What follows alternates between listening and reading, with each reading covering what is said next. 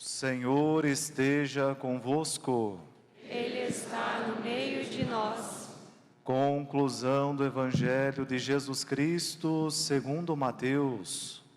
Glória a vós, Senhor.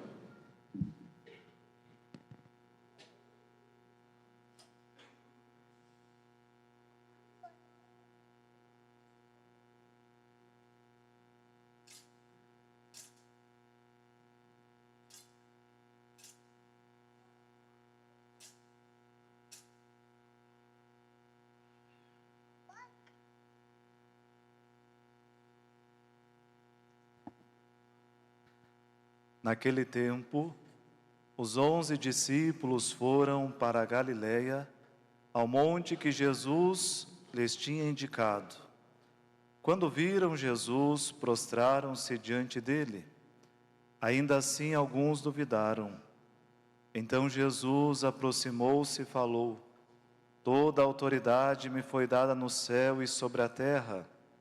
Portanto, ide e fazei discípulos meus todos os povos, batizando-os em nome do Pai, e do Filho, e do Espírito Santo, e ensinando-os a observar tudo o que vos ordenei.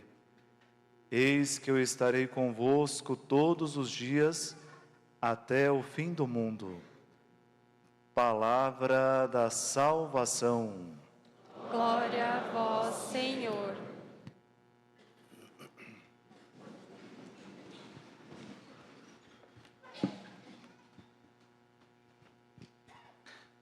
Queridos irmãos e irmãs, querida comunidade aqui reunida, como já foi dito, estamos celebrando hoje a solenidade da Ascensão de Nosso Senhor. Jesus, que após 40 dias da sua ressurreição, retorna para o seio do Pai, para o seio da Trindade. Interessante que Jesus, primeiro, da prova real da sua ressurreição, durante esses 40 dias após a Páscoa, ele aparece a diversas pessoas em diversos momentos, dizendo, e mais do que dizendo, mostrando, com seu corpo glorioso ressuscitado, que ele verdadeiramente havia ressuscitado, como havia dito. E terminado este momento, é que ele então retorna para o seio do Pai. Quando nós olhamos para o mistério da ascensão, num primeiro momento, aparenta que Deus nos abandona, porque Ele deixa de estar entre nós, uma presença física, e volta para o Pai. Todavia, com a ascensão de Jesus, a sua presença se torna diferente, mas não é uma ausência. Antes, a presença física de Jesus estava limitada ao tempo, ao espaço, se dava na região da Galileia, entre os seus contemporâneos, conterrâneos, mas após a ascensão, a sua presença se torna universal. Não tem mais limite geográfico que impeça a aparição, a ação do ressuscitado. Por isso nós devemos virar a chave quando olhamos para esse mistério. Não se trata da ausência ou do abandono de Deus, mas justamente de uma nova maneira de Ele estar presente entre nós, de maneira espiritual, na força do Espírito. Interessante que Ele mesmo diz, é necessário que eu volte para o Pai, para que o Espírito desça sobre a igreja. E quando o ressuscitado, ele adentra os céus, ele leva consigo a humanidade inteira. A partir da ascensão do Senhor, todos nós nos tornamos herdeiros do céu, participantes da vida eterna. Como diz São Leão Magno, a ascensão de Cristo é a nossa elevação. Toda a humanidade adentra os céus com este mistério de Cristo. quando Cristo, Ele se encarna entre nós, a divindade entra na humanidade. Quando Jesus ascende aos céus, é a humanidade quem entra na divindade. E nós nos tornamos herdeiros do céu. São Paulo, na segunda leitura que ouvíamos, usa uma expressão muito bonita.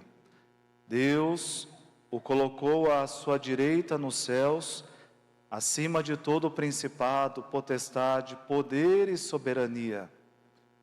Cristo sobe como cabeça do corpo. O apóstolo São Paulo, na sua eclesiologia, ele compara a igreja ao corpo místico de Cristo. Esse corpo que tem como cabeça o próprio Cristo e nós, membros desse corpo. São Paulo diz: se Cristo, que é a cabeça deste corpo, já goza da alegria do céu, igualmente todo o corpo também gozará dos céus. Se Cristo, que é a cabeça, já adentrou o céu, logo também todo o corpo entrará nos céus. E com a ascensão de nosso Senhor, inicia-se a missão da igreja. Nós ouvíamos, na primeira leitura, o anjo do Senhor dizendo aos apóstolos, para que eles não ficassem parados: homens da Galileia, por que ficais aqui parados, olhando para o céu? Em outras palavras, não fiquem parados aqui. Agora a missão começa, a missão continua. E a missão da igreja inicia justamente nesse evento da ascensão. Aqui inicia a nossa vida missionária, nossa vida de testemunho, de todo batizado, toda batizada. Hoje Dom Odilo, cardeal de São Paulo, na sua homilia, dizia que 3 de 5 pessoas no mundo ainda não ouviram a boa nova do Evangelho. Ainda é muita gente que precisa ouvir a boa notícia do Evangelho. As gerações precisam ainda ser evangelizadas. A cada nova geração é uma missão que se inicia, é um trabalho novo. E essa missão já iniciada na ascensão, ela se perdura por todas as gerações. E no hoje da história é justamente a nossa vez. Cabe a nós o dever, a responsabilidade moral e espiritual de evangelizar. Como diz São João Crisóstomo, não basta salvar-se, é preciso tornar-se causa de salvação para os outros. A pessoa que busca somente a própria salvação e não se preocupa por aqueles que ainda não foram evangelizados, ou ainda mais, que não alcançaram a salvação, está traindo o mistério da ascensão. Este mistério convida-nos justamente à missão. Por isso, mais do que buscar a própria salvação, é necessário termos também este compromisso de salvar a outros. E quantos precisam ainda fazer a experiência do Cristo, do ressuscitado, de ouvir a boa notícia do Evangelho, que gera mudança, que gera transformação e que gera sentido para a existência humana. O mistério da ascensão do Senhor também convida-nos a olhar para o alto. Se nós não nos policiamos, se não nos cuidamos, facilmente mantemos o nosso olhar no horizonte, terreno, e pouco ou nada olhamos para as realidades do céu. Esse mistério nos convida a justamente erguer os nossos olhos e olhar para o alto. Como dizia Santa Teresa d'Ávila, nada te perturbe, nada te espante, tudo passa, só Deus não muda. Só Deus não passa. A sua palavra que permanece, a sua verdade que orienta todas as coisas. E como por vezes nós deixamos passar aquelas coisas que não deveriam passar. E às vezes prendemos o nosso coração, o nosso olhar, a nossa consciência naquilo que é passageiro.